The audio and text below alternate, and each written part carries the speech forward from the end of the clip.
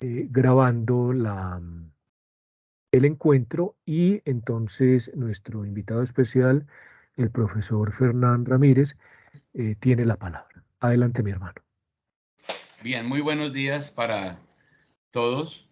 Muchas gracias por estar en este espacio de reflexión filosófica que el programa de filosofía ha abierto a la participación de los estudiantes, de los egresados y del público en general. El día de hoy nos ha convocado una lectura de filosofía antigua, que pues de manera particular debo decir que hace parte de la docencia que yo practico aquí en la universidad. El curso de filosofía antigua es el que yo dirijo y entonces he querido traer algo muy relacionado con el espíritu del programa de filosofía y tiene que ver con una de las sublíneas de investigación del programa que tiene como nombre la filosofía como conocimiento y forma de vida. Ese es el nombre de la sublínea. Pensando en eso, he querido traer una lectura muy significativa para los estudios de filosofía antigua de un autor también destacado en lo que es la historia de la filosofía, en los estudios de historia de la filosofía, que es Pierre Hadot. Él tiene una lectura en un libro que se publicó con el nombre de Ejercicios Espirituales y Filosofía Antigua, y ahí dentro hay la filosofía como forma de vida. La idea principal, digamos, la idea principal está contenida en el título de esta presentación, que es transformarse uno mismo.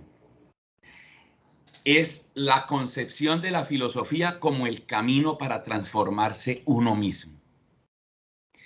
Entonces, esta presentación la tengo planeada en 3 momentos. El primero, pues una presentación del autor que me parece pertinente porque él mismo en su propia vida muestra cómo cualquier hecho, acontecimiento, acción que nosotros experimentemos, vivamos, tiene un significado filosófico para que está atento, para el que está atento.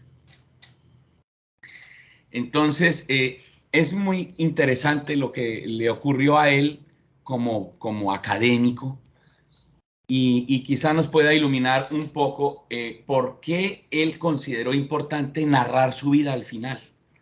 Porque yo tengo que contar mi vida porque tengo que aclarar ciertas cosas y eso mismo que yo estoy haciendo es lo que pasa en los estudios de filosofía antigua. Muchas veces se olvidan las intenciones de lo que está viviendo el autor en su contexto. Bien, en un segundo momento, pues vamos a detenernos un poco en la lectura, no de manera detallada, la lectura es muy rica, lo que todos ustedes tenían que traer leída, mejor dicho. Es la filosofía como forma de vida en la antigüedad clásica. Vamos a decir algunas cosas del discurso filosófico, de cómo se fue configurando el discurso filosófico y cuál fue su papel dentro de la vida del filósofo, porque eso cambió. Y en un último momento de la conversación que tenemos, he querido traer, digamos, un problema para transferir, digamos, esta reflexión a la realidad nuestra. Y es el problema que plantea el reto de la profesionalización y la internacionalización de la filosofía. Porque está claro que desde que la filosofía, digamos, se instaló en la universidad, digamos, en la plena Edad Media, ya desde ese momento hubo una separación entre la filosofía como conocimiento y la filosofía como forma de vida. Entonces, está este reto de cómo se practica la filosofía actualmente, llegando a unos niveles de especialización y de calidad muy altos. Y entonces eso, ¿cómo de alguna manera se presenta como una pregunta frente a esta alternativa de ver la filosofía como una forma de vida? Bien, entonces, esos serían los 3 puntos. Botón combinador pulsado habilitar micrófono. Para comenzar a compartir la pantalla. Clicar el control de llamada versión binaria. Bien. Espero que no sea yo el que esté hablando, que no sea por mí, pero bueno. Este es Pierre Hadot, ¿sí? Nació en París, es francés, siglo XX, y alcanza a llegar hasta el siglo XXI, el 2010, relativamente reciente. Fue profesor de filosofía helenística y romana en el Collège de France en 1982 a 1991. Y después de eso fue titular de dicha institución. Conocemos en detalle su vida porque al final de ella escribió su autobiografía para evitar las distorsiones en la interpretación a su intencionalidad filosófica. Entonces él, de modo análogo, dice, esas distorsiones se han provocado a lo largo de la historia de la filosofía por falta de atención de los estudiosos para situar un discurso en el contexto adecuado para la obtención de conocimientos apegados a la realidad. Entonces, él se da cuenta que él va adquiriendo, él tiene un recorrido intelectual importante, y entonces él mismo es motivo de interpretaciones, y por eso mismo escribe esa biografía, esa autobiografía. Entonces, ese texto es del año 2000, lo publicó. Se llama La filosofía como forma de vida. Es autobiográfico, publicado en Francia, y el contenido es el fruto de una serie de entrevistas que le realizaron a él.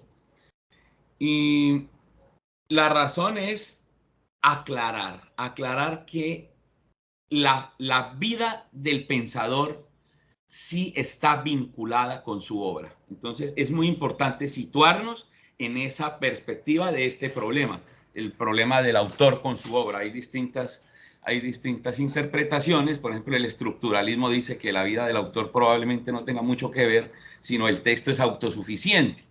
Entonces, en unos contextos postestructuralistas, pues habría espacio para estas circunstancias y estos elementos por fuera del texto. Estamos en esta línea de Pierre Hadot, donde la filosofía y la vida se vinculan, se relacionan. Bien. ¿Qué podemos decir a nivel intelectual de ese paso por el Collège de France? Hubo un profesor de esa institución, Pierre de la Ramée, en el siglo XVI, que sirvió, digamos, como un derrotero espiritual en la institución. Tenía como características que era un retórico independiente, era antidogmático, era crítico del escolasticismo aristotélico, donde se ponía a Aristóteles, digamos, como el modelo único de la reflexión filosófica, la escolástica, a ese tipo de escolástica, ¿sí?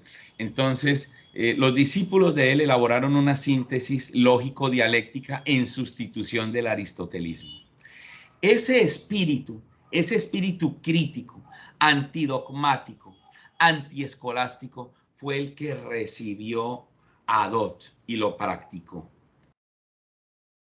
Hay que decir algo de su vida, precisamente por esto.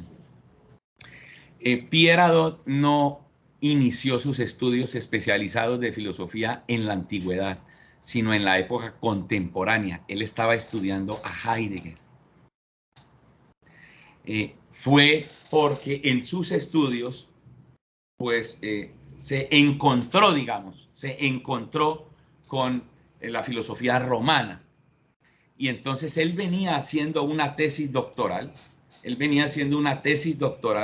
sobre filosofía contemporánea. Estaba relacionando la poesía y la filosofía en Heidegger y Rilke, Rainer Maria Rilke, este poeta alemán tan importante. Y en ese camino de investigación, pues él descubre al autor Mario Victorino, romano, convertido, y un autor menor, sin duda alguna.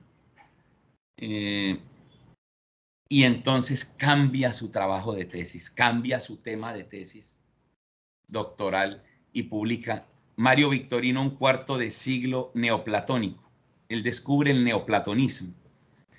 Descubre la importancia, digamos, no obviamente sabía que eso, sino la importancia que tenía el neoplatonismo en esta visión de la concepción de la vida. Y entonces él duró 20 años realizando esa tesis doctoral. ¿Sí? 20 años. Esa circunstancia es importante porque durante esos 20 años, pues él se alimentó pues de las investigaciones, de las conferencias, de las publicaciones, y pues después de los 20 años, pues ya era una persona reconocida.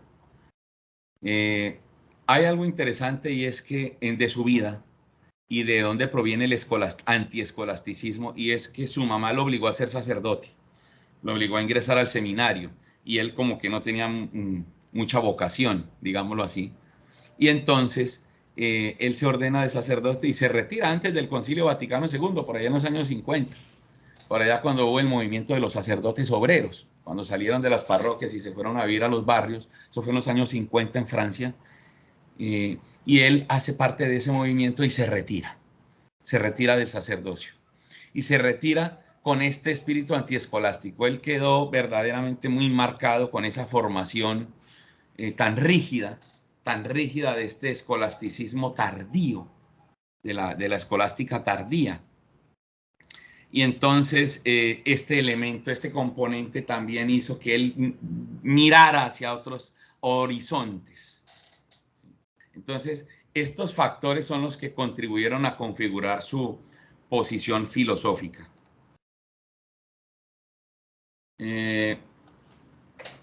Por eso también puede decirse que la trayectoria de vida no fue lineal, normal, digámoslo así, por utilizar ese término de una manera aquí a rastras. Tuvo muchos avatares en su vida. No buscaba fama o vanagloria, dicen los que lo conocieron, sus biógrafos, sino que él quería dedicarse a la investigación y hacer de eso un arte de la vida. Eso era lo que él buscaba en su vida. Entonces, él explica en este libro de la filosofía como forma de vida, cómo fue que inició su labor filosófica. Estamos aquí en esta idea de que si la filosofía es una vocación o es un método al que puede acceder cualquier persona. Entonces, él cuenta en ese libro que él vivió una experiencia inolvidable, una experiencia inefable, y fue quedarse observando el cielo estrellado, así como lo hacía Kant, que decía que se asombraba del cielo estrellado encima de él y la ley moral dentro de él. Pues la misma experiencia la tuvo Adot. Se puso a mirar el cielo estrellado y quedó asombrado, taumatzein, asombrado por ese sentimiento oceánico que da la contemplación del universo. Y entonces él dice estas palabras textuales: fui invadido por una angustia a la vez terrorífica y deliciosa, provocada por el sentimiento de la presencia del mundo o del todo y de mí mismo en este mundo. La experiencia con la totalidad es lo que hace que una persona se incline por la filosofía, la experiencia con la totalidad. Y de esta experiencia con el todo, aparece la idea que dice ahí, que lo importante no puede decirse. Descubre esto, lo importante no puede decirse. Y entonces dice, desde entonces siempre he sentido, porque no osaba decirle a nadie lo que había experimentado, que hay cosas indecibles. Lo que hubiera dicho no habría sido sino banalidad. Aquello que era más esencial para nosotros no podía expresarse. Entonces, estos factores evidentemente incidieron en la personalidad intelectual de Adot, ¿no es cierto?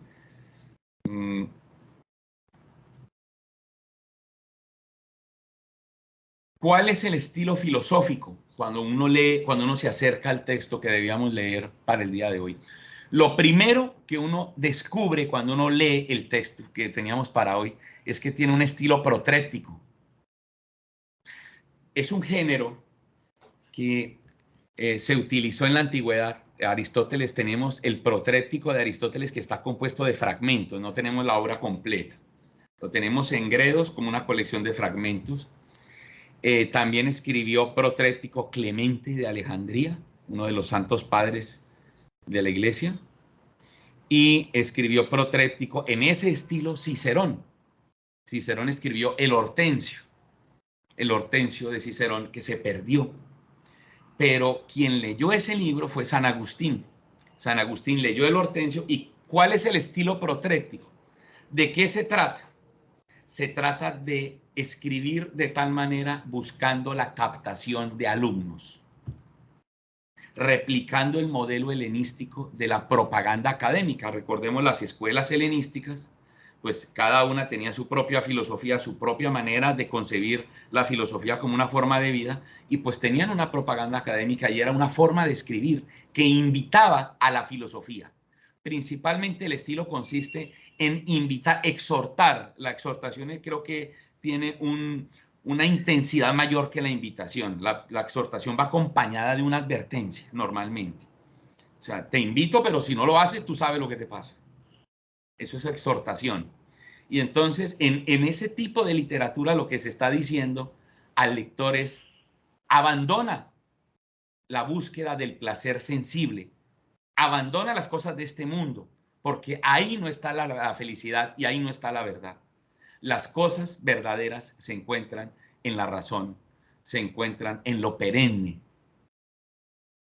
Y esto fue lo que leyó Agustín. Cuando leyó Agustín esto a los 19 años, el Hortensio de Cicerón, que estaba en este estilo protréctico, pues se convirtió a la filosofía. Dijo: lo que yo quiero hacer es filósofo, es ser filósofo. Él estaba entre ser abogado o ser profesor. Entonces, cuando lee este libro, pues él se siente llamado a vivir, a ser filósofo como una forma de vida. Entonces, eso yo creo que lo sentimos todos cuando leímos el texto, cuando él intentaba explicar, cómo aclarar. Él tiene este método hermenéutico que es contextualizar lo que él está diciendo el autor, contextualizarlo, interpretarlo desde su totalidad. Y entonces ahí es donde vamos a descubrir realmente qué es lo que está pasando. Entonces, eso lo vimos ahí en el texto. La intención, y esto era lo que estaba diciendo, esta manera, este método hermenéutico lo que busca es descubrir la intención original del filósofo helenístico. Él se especializó sobre todo en filosofía helenística. Nosotros vimos en la lectura la caracterización tan precisa de los estoicos, de los epicúreos, de estas escuelas helenísticas, de los neoplatónicos. Ya entramos en detalle. Y entonces, ¿qué es lo que él estaba buscando? Que cuando él estaba diciéndonos las características y las diferencias de los epicúreos y de los estoicos, por ejemplo, es evidente que nos está mostrando que la filosofía no implica por sí misma la construcción de un sistema, sino que representa una elección de vida. ¿Sí? Porque el sistema quiere captar toda la realidad y no era eso lo que estaban buscando los de las escuelas helenísticas, darle una explicación al todo. No es por eso, digamos, que no tenían sistemas. Es decir, los filósofos antiguos, pues, primero tenemos la dificultad de las evidencias, que nos llegaron las obras por fragmentos. No tenemos la totalidad de la obra como para que podamos decir tienen un sistema. Pero lo sistemático que hay en los autores que nos quedaron no se hacía por motivos de querer explicar el todo, sino porque había que enseñar eso que se conocía de una manera total y de una manera pedagógica. Por eso era que construían pequeños sistemas, para poder transmitirlos. Entonces, en la tradición helenística, todo lo que cuenta la historia de la vida de un filósofo es filosóficamente significativo. y por ello sus revelaciones autobiográficas son concebidas como declaraciones filosóficas. Por eso el texto de la vida de los filósofos ilustres de Diógenes Laercio, evidentemente no podemos acercarnos con los métodos históricos positivistas o histórico-críticos del día de hoy. Sí, eso tiene mucho de fábula y de leyenda, pero ¿qué es lo que pretende el autor detrás de contarnos las anécdotas de algunos filósofos? ¿Qué es lo que pretende contarnos? Son esas anécdotas, declaraciones mismas filosóficas. En esas anécdotas se está mostrando que el filósofo estaba viviendo su filosofía. Recordemos el episodio que cuenta Diógenes Laercio de Heráclito, por ejemplo, cuando lo van a buscar a la cueva y le dicen, vamos allá, aquí están, vamos a celebrar las celebraciones de la diosa Artemisa allá en Éfeso, ¿no? Tan importante. Una de las 7 maravillas del mundo, y Heráclito está escondido en una cueva, en una fogata. Y cuenta Diógenes Laercio, ¿qué les contestó Heráclito a ellos? Les dijo, aquí también hay dioses. Aquí también hay dioses. Eso muestra que él está viviendo su filosofía, realmente. Bien, entonces ya estamos como configurando la personalidad intelectual, pues, de Hadot. Entonces, ya acercándonos al texto propiamente, ya para ir a la segunda parte, recordemos ese precioso fragmento de Filón de Alejandría, un helenista, que nos caracteriza lo que quiere decir la filosofía como una técnica propia de la vida interior, que eso era lo que significaba la filosofía, una técnica propia de la vida interior. Dice, a todos aquellos que griegos o bárbaros, primero, se ejercitan en la sabiduría, segundo, contemplan la naturaleza y tercero, ciudadanos del mundo. Conocimiento, naturaleza y política. Lógica, ética y política. Y física. Ahí están contenidos. ¿En qué consiste la búsqueda de la sabiduría? En tener una vida recta e irreprochable. Abstenerse de cometer injusticias. Evitar los lugares que frecuentan los injustos. Es decir, la sabiduría es concebida como una forma de vivir, como saber vivir. No es digamos, un discurso puramente intelectual. Contemplan la naturaleza, a pesar de que sus cuerpos permanecen atados a la tierra, ellos proporcionan alas a sus almas para que al elevarse en el éter puedan observar las fuerzas que se les aparecen. Y son ciudadanos del mundo, porque quien vive por la razón no tiene fronteras. Y cierra magistralmente pues ese texto. Dice, quien vive así, vive su vida entera como una fiesta. Como una fiesta. ¿De dónde viene? ¿De dónde viene? Y esa es la pregunta. Esta manera de concebir la filosofía. ¿Quién fue el primero, digamos? ¿Quién fue el primero que pensó que la filosofía, que lo que nosotros decíamos tenía que reflejar nuestras acciones? Sócrates. Sócrates. Entonces él se dirige hacia quién es Sócrates. Entonces, yo no sé si aquí al compartir ustedes vayan a escuchar, pero de todas formas se ven los subtítulos. Yo quiero compartir 3 minutos de un film de Roberto Rossellini que se llama Sócrates. Roberto Rossellini hacia el final de su carrera dedicó sus trabajos a grandes figuras de la historia. Fue una petición de la RAI italiana para que hiciera unas películas para televisión. Entonces hizo de Sócrates, hizo de San Agustín, hizo de Pascal, hizo de Descartes, muy buenas y muy densas todas, muy densas. Es decir, cogen el pensamiento del autor y lo trasladan a los diálogos entre personajes, lo cual hace la película demasiado densa, hay que verla como por partes. Pero eso hace parte del estilo del cine que está viviendo en ese momento Rossellini, después del nuevo cine italiano.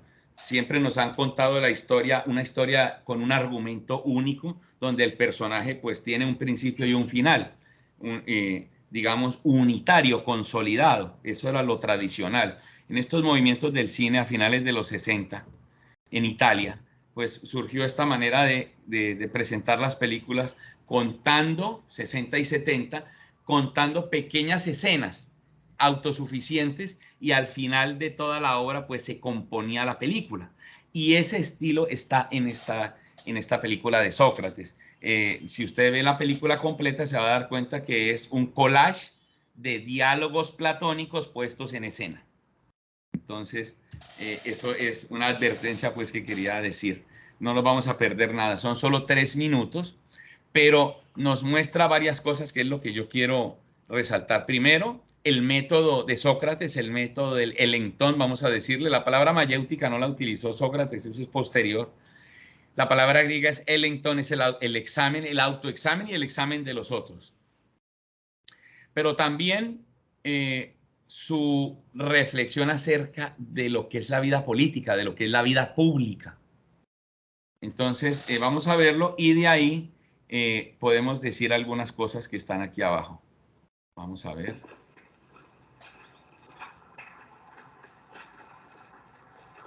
Fermiamoci qui.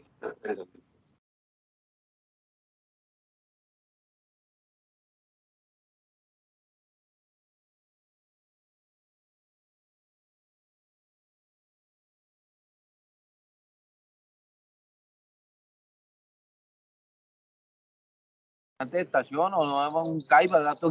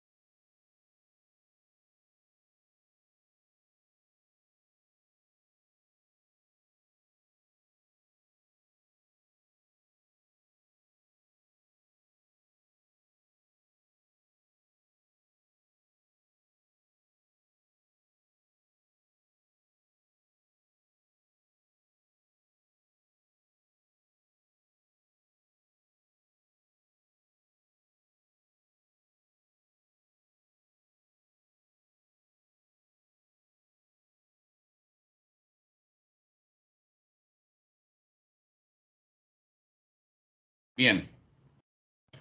Ahí llegó ahí en la película siempre muestran a la mujer de Sócrates, pues regañándole y todo, y solo al final, una vez que ha muerto, ella dice ahí en la película que ha muerto Sócrates como el más justo de todos los atenienses.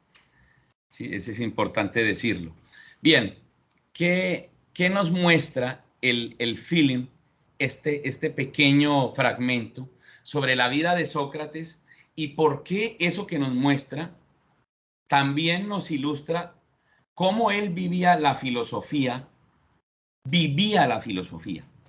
La filosofía para él era una forma de vida. ¿Sí? Entonces, primero, el concepto de agoné.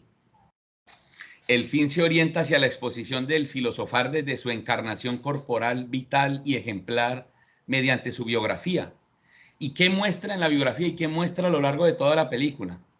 Que los placeres y deseos son el peligro interior frente al que se debe ser valiente. Recordemos que Sócrates fue soldado y fue muy bueno, según lo que cuenta Alcibíades por allá en el banquete, que lo salvó inclusive en un momento de la batalla.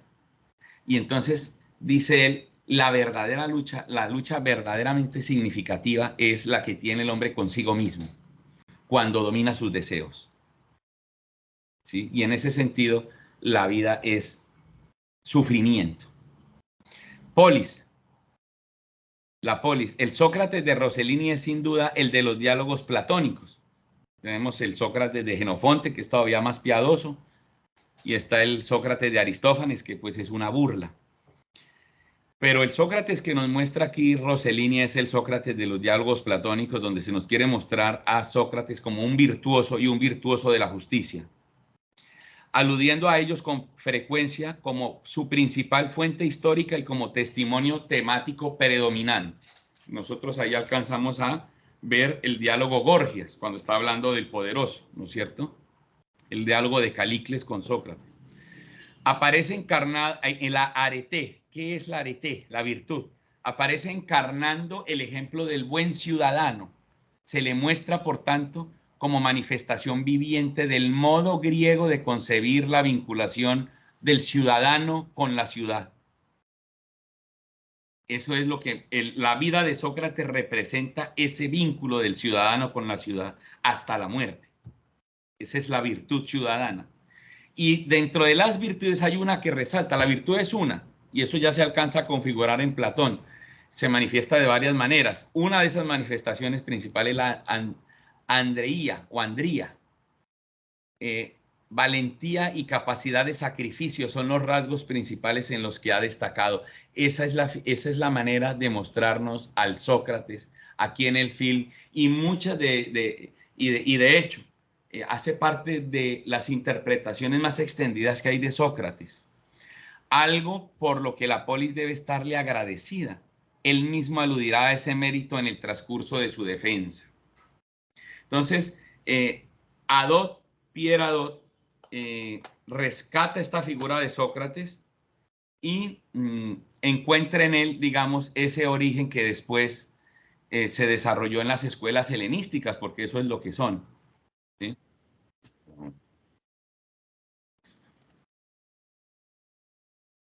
Bien. Y en esas escuelas helenísticas vemos una imagen ahí de cómo estaban distribuidas las escuelas en la Atenas antigua. Vemos el ágora ahí al pie de la colina, en la parte de arriba donde está lo que hoy en día llamamos el Partenón, el ágora, y muy cerca el Liceo, la Estoa.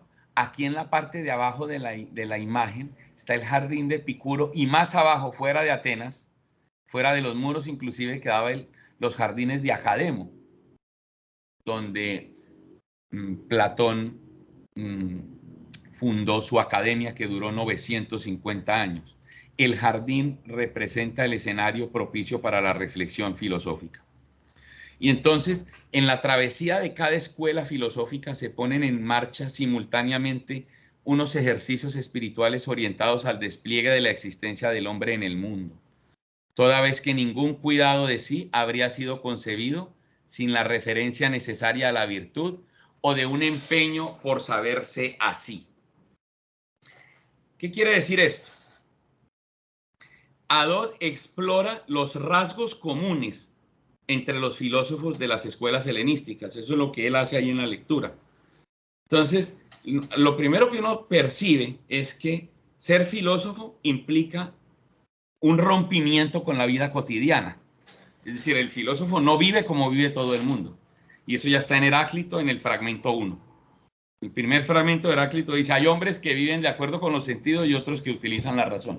Sí, hay dos maneras de vivir, por lo menos. Y eso se ve en las escuelas helenísticas. Bien, inclusive los escépticos rompen con una manera cotidiana de vivir. La filosofía como forma de vida supone una manera de estar en el mundo, una manera que debe practicarse continuamente. Y esa manera de practicar va transformando continuamente la existencia. Y eso era lo que vendían las escuelas en las propagandas. Entonces, incluso Adot llega a reflexionar que la ruptura que tiene el filósofo con las conductas de la vida cotidiana casi siempre es criticada por los no filósofos. Y entonces recuerda ahí a los autores cómicos y satíricos como Aristófanes, que criticaba a Sócrates. Lo criticaba como un tipo extraño. Recordemos la crítica que hace en Las nubes, porque Sócrates venera, digamos, al sol, pero no como un dios, sino como una piedra, como una roca. Entonces se burla de eso. Entonces, un tipo raro en cualquier caso. Los filósofos siempre aparecen como gente aparte y extraña. ¿Sí? Eso es importante. Los filósofos son seres extraños, apunta Adot. Sobre todo son seres extraños aquellos cuyo comportamiento, que sin ser religioso, rompe con las costumbres y los hábitos de la mayoría de las personas. Es decir, no solo los que tomaron la filosofía como forma de vida dentro de un monasterio, que eso también lo menciona Adot. Se acaba la antigüedad y viene la Edad Media y todas estas ideas pues se desplazan al monasterio. Continúa ahí. Pero el punto de esto es decir que incluso Sócrates, del que estábamos hablando, también es inclasificable. Átopos. Un filósofo enamorado de la sabiduría, tan extraña y ajena al mundo, convierte al filósofo como extraño para el mundo. El tábano de Atenas, le dicen a Sócrates. Entonces, si bien es difícil definir al Sócrates histórico, pues es claro que sus aprendices fundaron las escuelas. Y aunque fueran distintas entre sí, se empeñaron en difundir su mensaje. Por ejemplo, Antístenes funda la escuela cínica, que propugnaba por la austeridad. Recordemos a Diógenes, pues tan paradigmática su figura. La autarquía, ¿sí?, que vendría a influir posteriormente en el estoicismo. Aristipo de Cirene funda la escuela cirenaica, que invitaban los cirenaicos a aprovechar el momento preciso, cada situación concreta que me daba esparcimiento y placer, no debería desaprovecharla. Esto influye sin duda alguna en el epicureísmo. Euclides establece la escuela de Megara, famosa por sus desarrollos en la lógica megárica, ¿sí?, de la cual de alguna manera también Platón se valió. Y Platón, conocido por darle a la geometría ese papel tan importante, que ahí en el frontispicio, ahí arriba donde dice academia, donde aparece esa figura, en el frontispicio se nos dice que decía, estaba escrito ahí, quien no guste de la geometría, que aquí no entre. Pero es una forma de vida, porque la geometría es la que me va a llevar al conocimiento y el conocimiento es entendido como virtud. Entonces, aquí todavía no se puede oponer modo de vida a discurso como si correspondieran a modo de vida práctica y discurso teoría. Eso aquí todavía no estamos en esa división, porque el discurso puede ser práctico en la medida en que el discurso, que es el protréptico, tiende a provocar un efecto en el auditorio. Entonces no es solo teórico, ¿no es cierto? Y la práctica tampoco deja de tener teoría, porque el modo de vida puede ser contemplativo. Entonces, vamos a mirar esto. ¿Cuál es el papel del discurso entonces, del discurso filosófico en la filosofía antigua, y cómo se va transformando para separarse de la forma de vida? Entonces, el primero, en las escuelas helenísticas, el discurso sirve para orientar la acción, porque la finalidad del discurso es práctica. Tiene su origen en una elección de vida y en una opción existencial, y no a la inversa. La tarea del discurso filosófico es revelar y justificar la opción de vida que ya se ha tomado. Es decir, primero se convierte la persona y después viene el discurso filosófico, y no al revés. No es que primero adquiera el discurso y aprenda cosas y entonces voy a vivir así. Así no ocurría en la antigüedad. ¿Sí? Entonces, ahora aclara Adot que la palabra discurso en el sentido filosófico de pensamiento discursivo, que está manifestado en un lenguaje escrito u oral, y entonces en ningún momento debe confundirse discurso expresamente con la función o únicamente con la función cognitiva, no solamente. Plutarco, por ejemplo, escribe: el discurso filosófico no esculpe estatuas inmóviles, sino que todo lo que toca desea volverlo activo, eficaz y vivo, inspira impulsos motores, juicios generadores de actos útiles, elecciones a favor del bien. Eso escribe Plutarco. Entonces, el discurso filosófico es un ejercicio espiritual en la medida en que transforma al individuo. Se trata, ante todo, de volverse mejor ser humano. Ese es el vínculo que hay entre el discurso y la vida. Entonces, cuando Adot se acerca a la filosofía antigua, tiene la inquietud de saber cómo leer, cómo interpretar la filosofía antigua, qué juicio de valor podemos dar hoy día a aquellos laboratorios experimentales y cómo pueden ayudarnos hoy a vivir mejor. Y recordemos esta imagen famosa de que se autoconstruye, ¿no es cierto? Bien. Entonces el discurso filosófico se entiende como un transformarse a uno mismo, que en otros términos es la conversión filosófica, por supuesto, no solamente conversión religiosa. Y esa conversión filosófica, pues, es una búsqueda de la sabiduría como una forma de vida, ofrece la paz del alma, ofrece libertad interior, conciencia cósmica, es una forma de vida filosófica, y se replantean entonces las relaciones entre teoría y praxis. Entre teoría y praxis no están divididas. ¿Sí? Bien, como dije, esto se acaba en la antigüedad. Por allá en el siglo V y en el siglo VI, San Agustín y San Benito fundan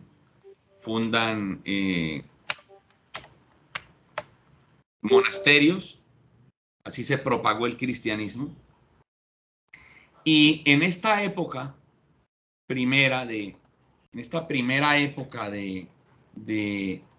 en la Edad Media es un periodo de 1000 años, ¿no? Decir que todo es oscuro, pues es como un atrevimiento, ¿no es cierto?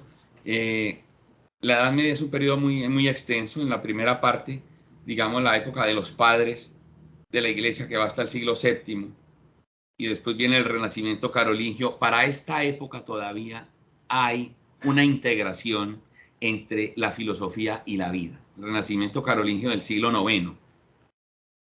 Ahí inician las escuelas palatinas, las escuelas catedralicias, es decir, inicia esa enseñanza, y eso se viene a concretar digamos, en la erección de las universidades, que ya venían como escuelas, tampoco se fundaron, vamos aquí a fundar una universidad, así no fue.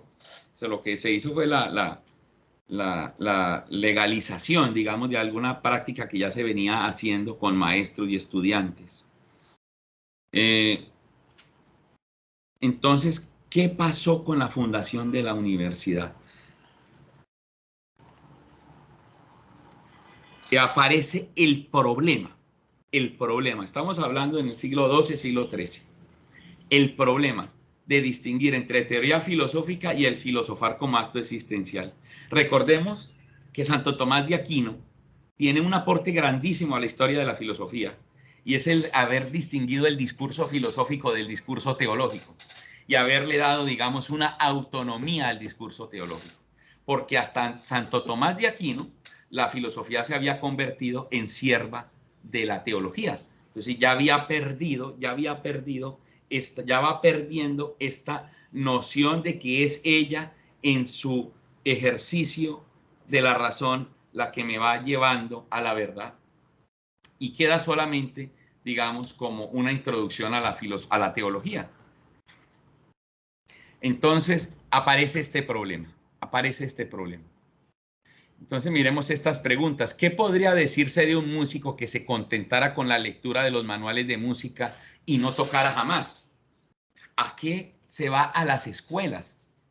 Cuando se van a estas escuelas que son distintas de las escuelas morales de la antigüedad, la universidad surgió con características distintas. La homologación, la homogeneidad de programas, que eso no hay en la filosofía antigua. Cada escuela enseña lo suyo.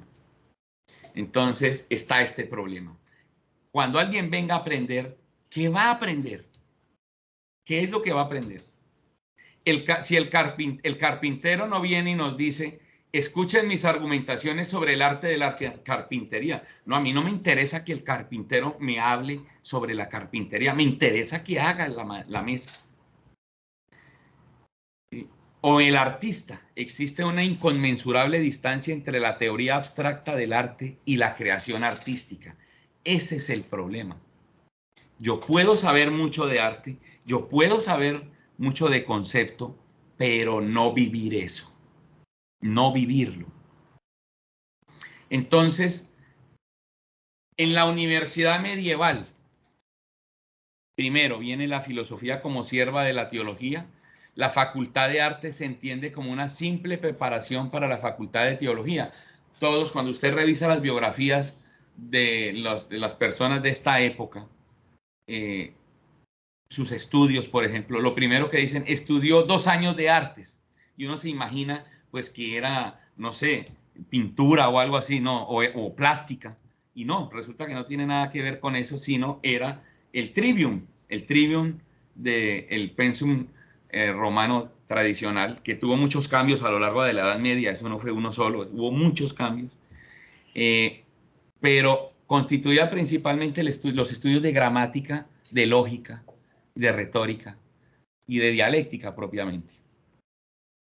Entonces, la filosofía pierde esa vinculación con lo vital. Y entonces, durante ese periodo de la Edad Media, ya llegando a la plena Edad Media, la baja Edad Media, siglo XIII, siglo XIV, cuando ya la universidad se ha fundado, la filosofía pasa a convertirse en una actividad de carácter puramente teórico y abstracto, dejando de considerarse una forma de vida. ¿Sí? Entonces, ¿cuál es el reto? Ya para entrar al final, ya para entrar esto es rápido, al final de la charla. Hay un reto, y es que las cosas han cambiado. Las cosas han cambiado, por ejemplo, sabemos que para las escuelas, antes de la fundación de las universidades, para las escuelas catedralicias, las escuelas de las que estaba a cargo un obispo en el siglo XII, Pedro Abelardo, por ejemplo, la figura de Pedro Abelardo, el inicio del nominalismo, ese ingreso de Aristóteles, resulta que Pedro Abelardo, para ser profesor de filosofía, tenía que hacer promesa de celibato. Promesa de celibato. Teofrasto, el discípulo de Aristóteles, había escrito, el discípulo de Aristóteles más destacado, en el liceo, había escrito: no se puede servir a dos señores, o se sirve a la filosofía o se sirve a una mujer.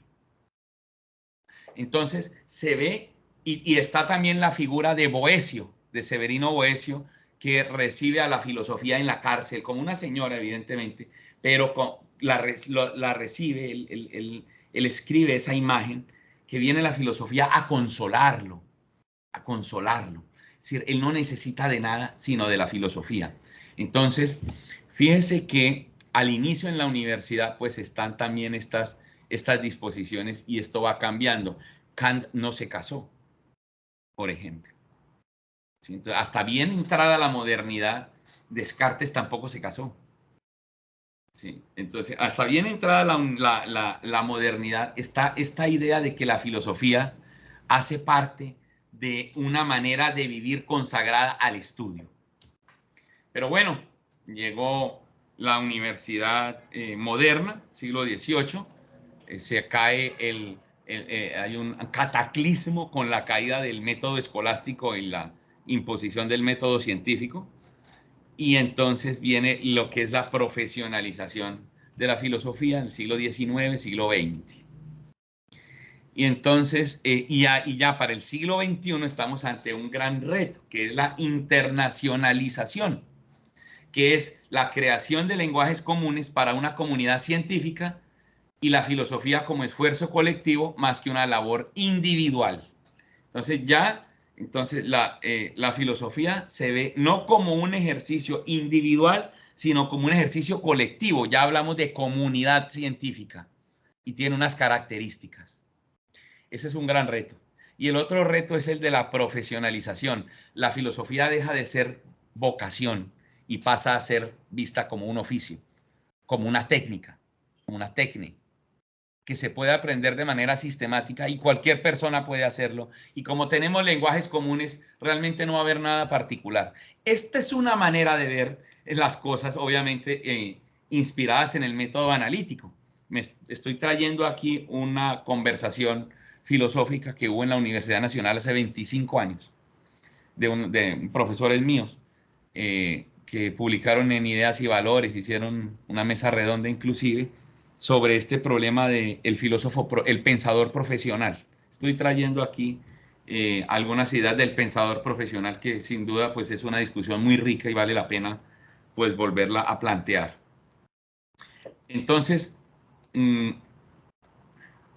podemos decir esto, es decir, para ya ir terminando con esto, que en esta nueva visión de la profesionalización de la filosofía no tiene por qué consistir en deliberaciones profundas sobre algo.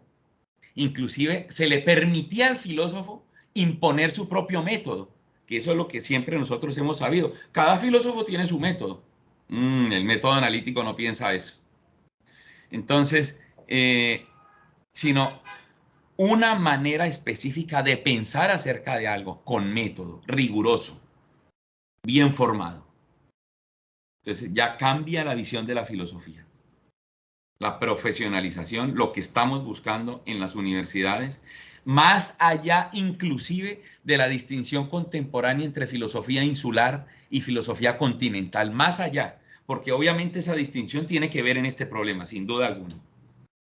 Pero más allá de esa distinción, el reto de la profesionalización nos aborda a todos. Este método filosófico de la filosofía analítica y posanalítica, hay que decirlo también, ahorita se habla de filosofía posanalítica, lo que se ha dejado es que el nivel de calidad tan elevado que resulta ¿de qué? De la supervisión crítica e inescrupulosa de decenas de ojos provenientes de la comunidad científica más conectada. Usted publica algo en este momento de filosofía y usted tiene que saber que en la actualidad va a tener más lectores y más ojos que supervisen de manera crítica y cruel. Cuando dice inescrupulosa, quiere decir cruel, es decir, lo contrario al principio de caridad. El principio de caridad es uno aportarle al escritor lo que no puso ahí. Pues no, la especialización, la profesionalización, lo que nos muestra es que el principio de caridad se ha acabado y lo que hay es una lectura cruel de los textos.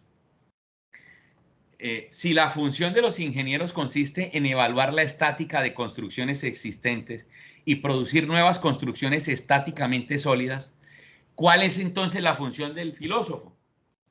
Consiste en evaluar conceptos existentes y producir ideas nuevas conceptualmente sólidas. Eso es por un lado la filosofía Trocitos y la filosofía para todos, la universalización. La necesidad de hacer un uso más consciente de los métodos y de las herramientas filosóficas para alcanzar altos niveles de competitividad si queremos participar en los flujos de producción filosófica del mundo moderno y responder a las expectativas que sobre ella tiene la sociedad. Es decir, homogeneizar, subsumir todos los métodos filosóficos en uno. El método profesional de la filosofía, el método profesional, el criterio de verificación del significado, el razonamiento lógico, el razonamiento verbal, la demostración, la lógica, la inferencia lógica. Eso es lo que compone actualmente la filosofía profesional. Y eso, evidentemente, está algo lejos de concebir la filosofía como una forma de vida. Entonces, solo habría una defensa, solo habría algo que decir. Ya esta es la última diapositiva.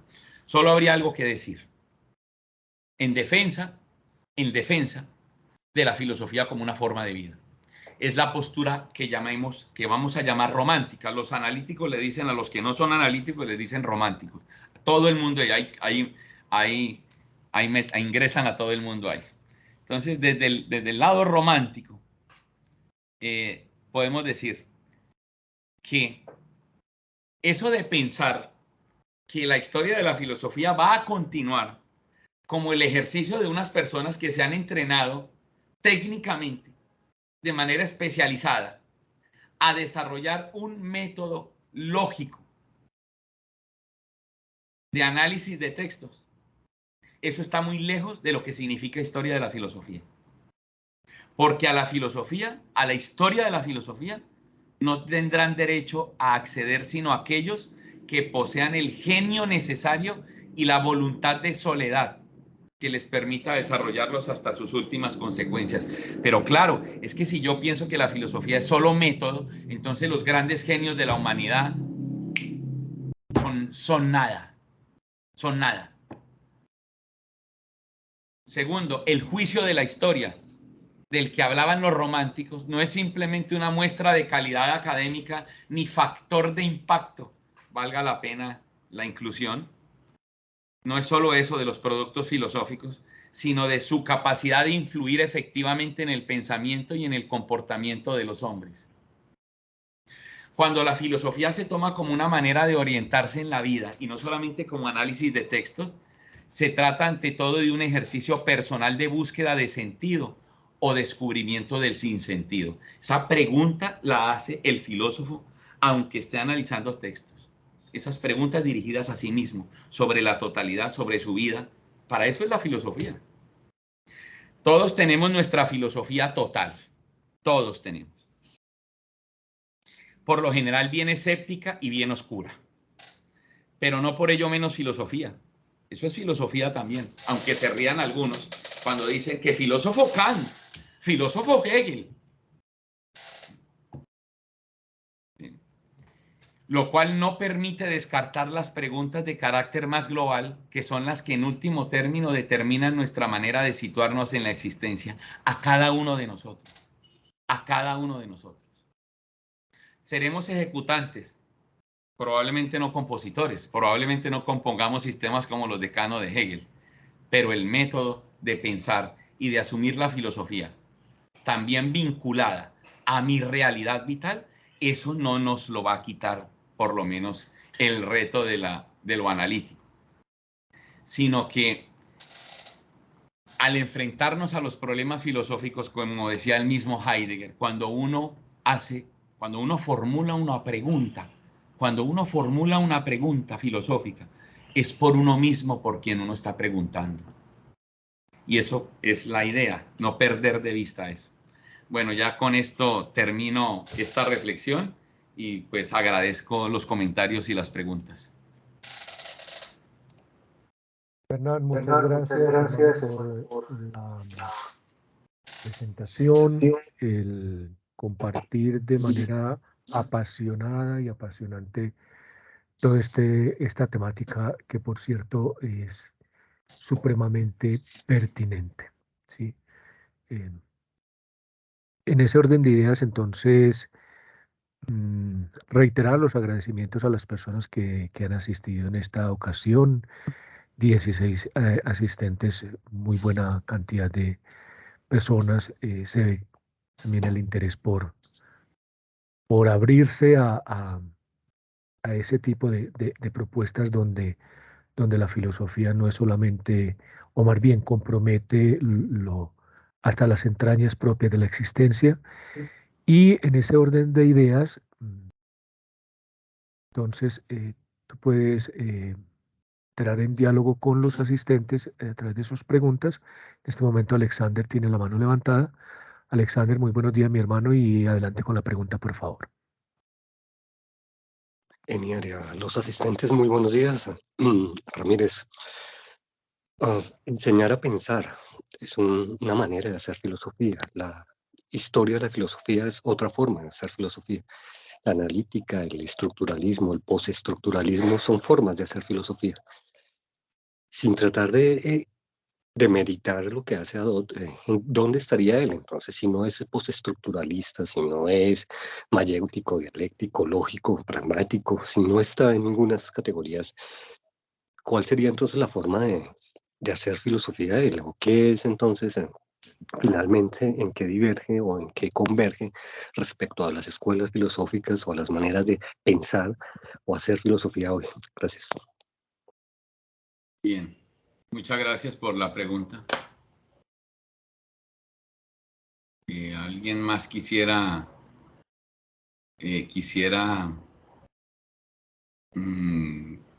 complementar esa pregunta o formular su pregunta para, digamos, hacer una sola respuesta?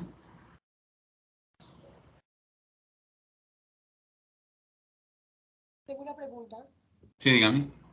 Es relacionada con el viraje que da el pensamiento de Foucault, que en la última etapa de su vida también como que se encuentra con Adorno y termina teniendo una postura muy parecida. Entonces quisiera preguntarle cómo usted entiende también ese pensamiento del último Foucault con relación a Adorno. Sí, bien. Perfecto. Sí, eso él discutieron pues sobre esta temática en particular, sobre el concepto de cuidado de sí, y sí, se divergen, hay que decirlo. Bueno, entonces serían esas dos preguntas. Bueno, lo primero que hay que decir con respecto a la formación, y yo traté de acercarme a la biografía de Pierre Hadot, precisamente para mostrar que su recorrido no fue lineal y pues pretender clasificarlo en alguna corriente pues ya sería difícil. Sin embargo, pues su método y su papel dentro de los estudios de la historia de la filosofía son valiosísimos, sin duda alguna hay un aporte del método hermenéutico muy importante, porque Hadot rescata el significado de la propuesta filosófica de un autor antiguo, rescata el significado que tuvo para ese momento, para ese contexto. Y esto hace parte, pues, del método hermenéutico, ubicar, digamos, el autor en su contexto. Entonces, este rasgo, pues, lo tenemos en él. Y precisamente, para ayudar a contestar la otra pregunta, en esto del cuidado de sí, ellos dos difieren porque lo que piensa Foucault, digamos, dice Pierre Hadot, lo que dice Foucault está influenciado, está sesgado por su lectura que tiene de la modernidad. ¿sí? Por su lectura que tiene de la modernidad y entonces Pierre Hadot, según lo que yo he entendido de esa discusión, me acerqué a ella preparando esto precisamente. Lo que yo entendí de esa divergencia es que Hadot, digamos, es más consecuente con lo que significa el cuidado de sí. Es más consecuente, digamos, con lo que Foucault dice, porque el cuidado de sí de Foucault, digamos, tiene un componente racional que no lo hay en la filosofía antigua, y es este. En ese cuidado de sí es muy importante la noción de la verdad. Acuérdese el concepto de parresía en Foucault. Es decir, en ese sentido, la forma de vida está ligada pues al discurso. Está ligada a su discurso, ese cuidado de sí, ese conocerse a sí mismo y a cuidarse a sí mismo, que Foucault evidentemente encuentra en Sócrates y en los antiguos. Pero Hadot está en una línea de pensamiento en donde no se defiende que el lenguaje hace parte del pensamiento y del discurso. Por eso yo había aclarado que la palabra discurso aborda más que solamente el lenguaje, porque Hadot precisamente dice que el componente racional en este contexto no es distintivo del cuidado de sí, sino la forma de vida. Eso es lo que yo más o menos entendí de esta discusión de Foucault con Pierre Hadot. Entonces, esa sería más o menos la diferencia, pero sí discutieron con respecto a ese concepto de cuidado de sí. Hay una divergencia. El profesor Einar levantó la mano. Muchas gracias, Fernán. Sí, quisiera aportar a esa pregunta en lo siguiente.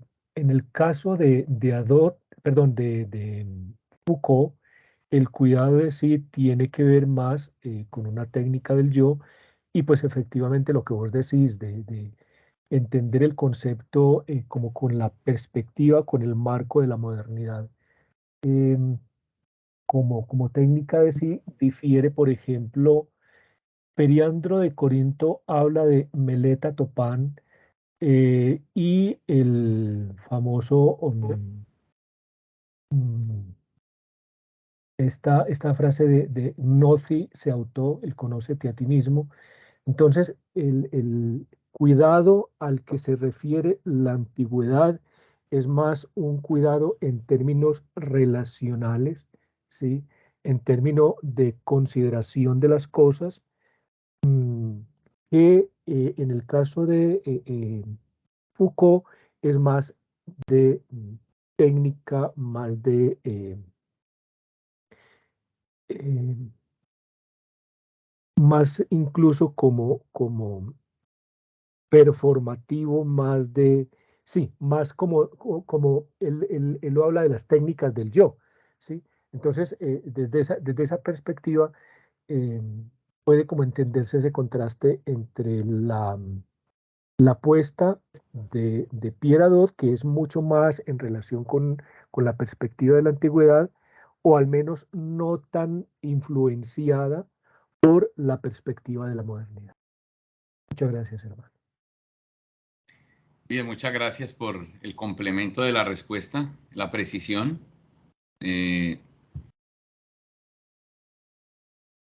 Bien. ¿Alguien más está levantando la mano?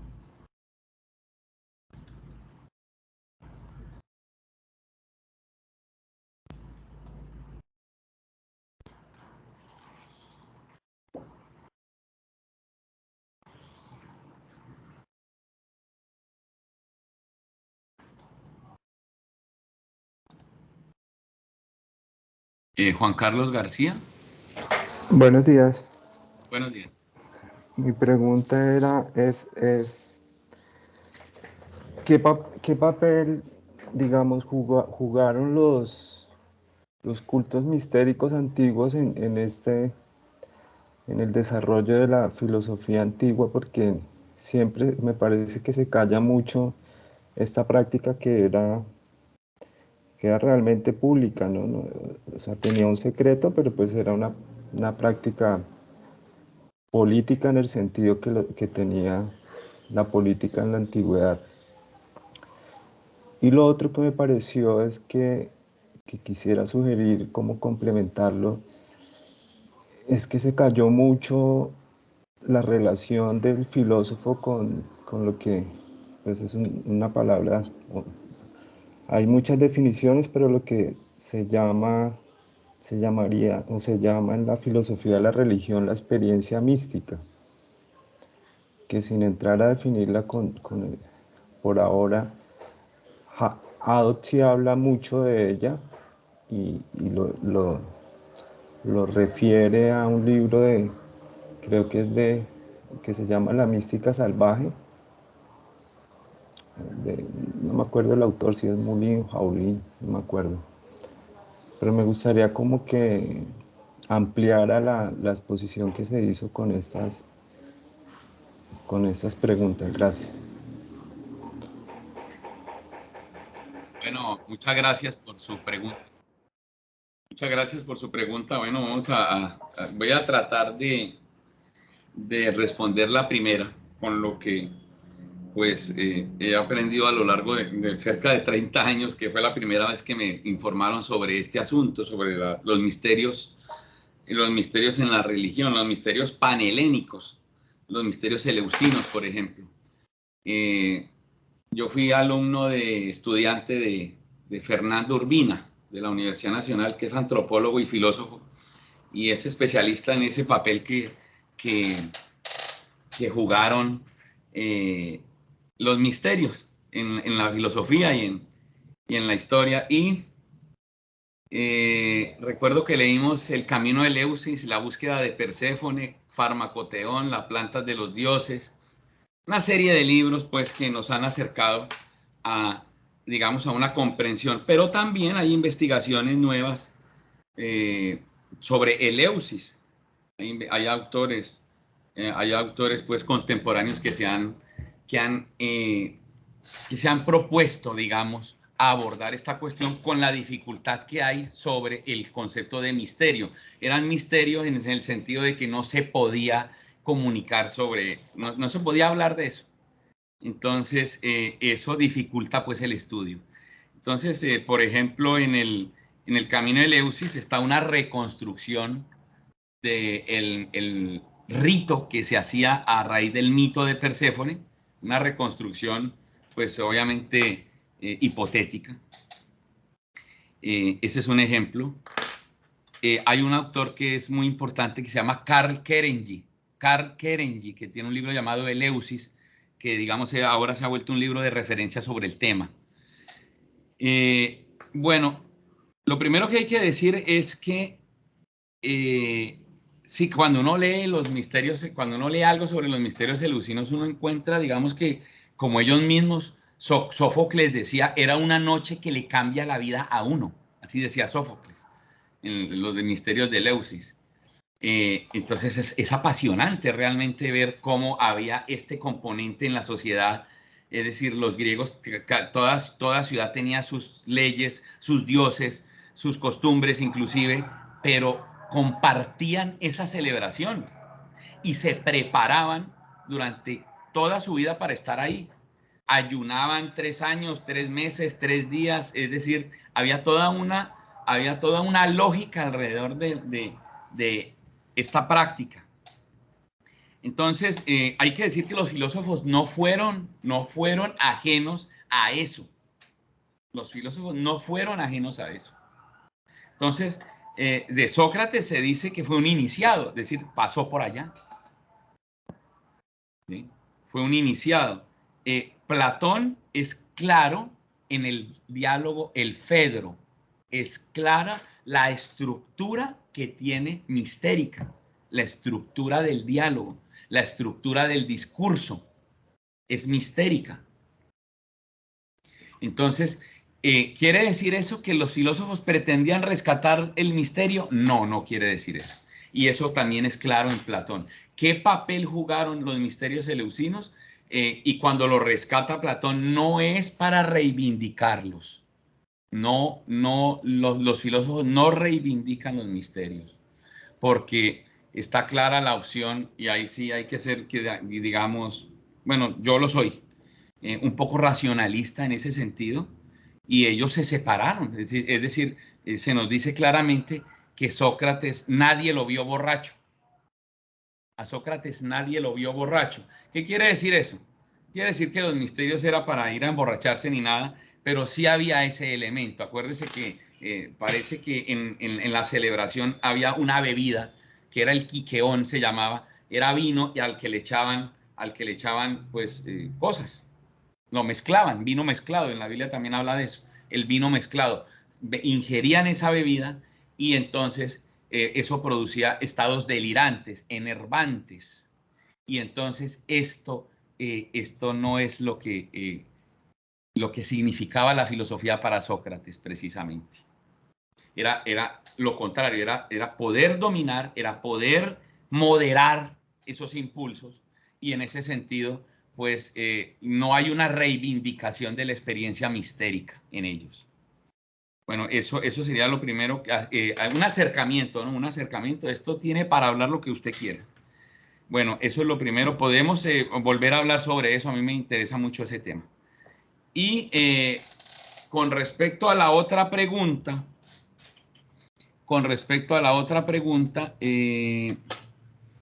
bueno, yo quisiera, es que no la tengo presente, me quedé concentrado en lo de los misterios. La segunda pregunta, ¿me la recuerda si es tan amable?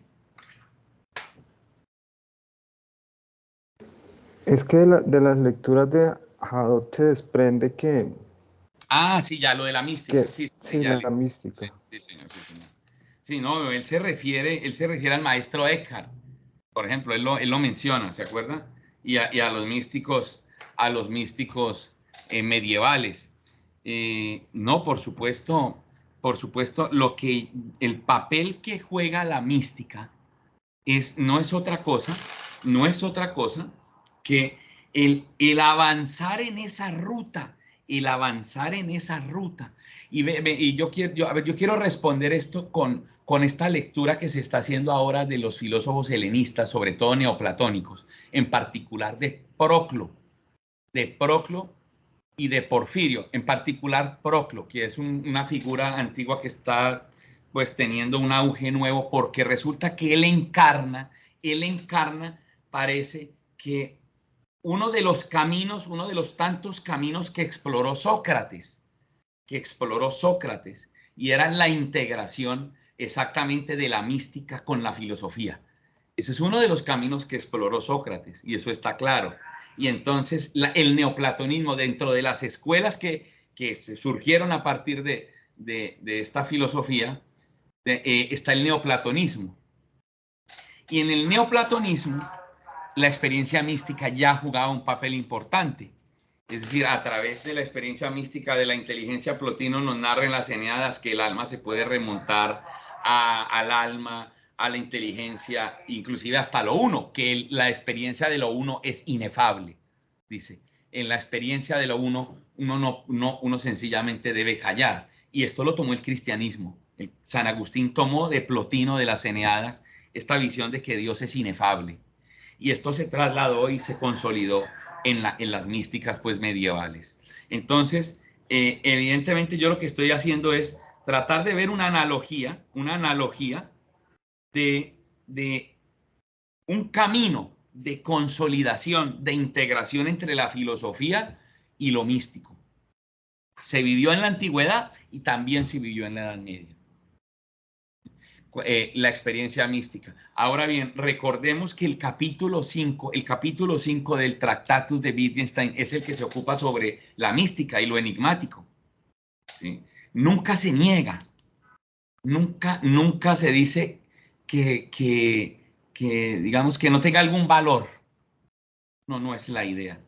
No es la idea, pero a mí me parece que ese componente apofántico, digamos, negativo, que no se puede expresar, pues precisamente es lo que nos conecta con la filosofía como forma de vida, que no es solamente un discurso, porque cuando no hay discurso, precisamente eso era lo que yo quería decir, que tiene Adot. Para Adot la experiencia de la filosofía va más allá del discurso, va más allá del habla, y la experiencia mística es un ejemplo de eso. Bien, eso era lo que pudiera decir de la pregunta. Muchas gracias. Sabes, Fernán, de pronto para los estudiantes que están interesados, también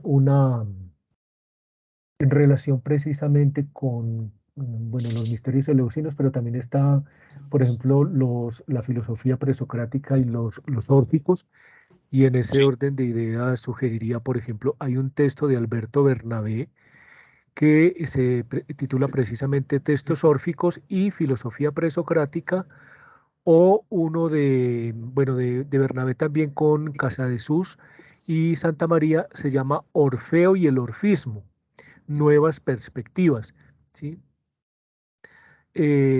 Bueno, digamos que, por ejemplo, el silencio entre los órficos fue una cuestión bastante inquietante, bastante seductora, y pues creo que por ese lado también podemos seguir ampliando esa inquietud que acaba de formular nuestro compañero Juan Carlos. Bien, sí, muchas gracias. Muchas gracias por el complemento de la pregunta, y bien valdría la pena, no sé, pensar en una investigación o en un encuentro sobre estas temáticas que también son pertinentes. Sí, señor.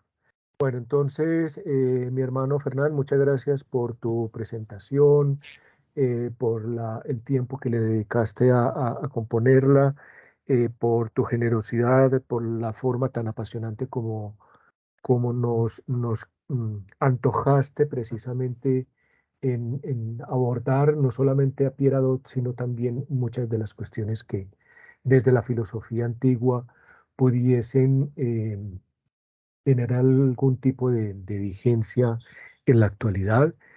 Y pues agradecer también a nuestros estudiantes, compañeros que nos acompañaron en esta sesión de hoy. Una buena tarde, un buen almuerzo y un buen fin de semana. Un fuerte abrazo. Muchas gracias. Gracias. Muy bien.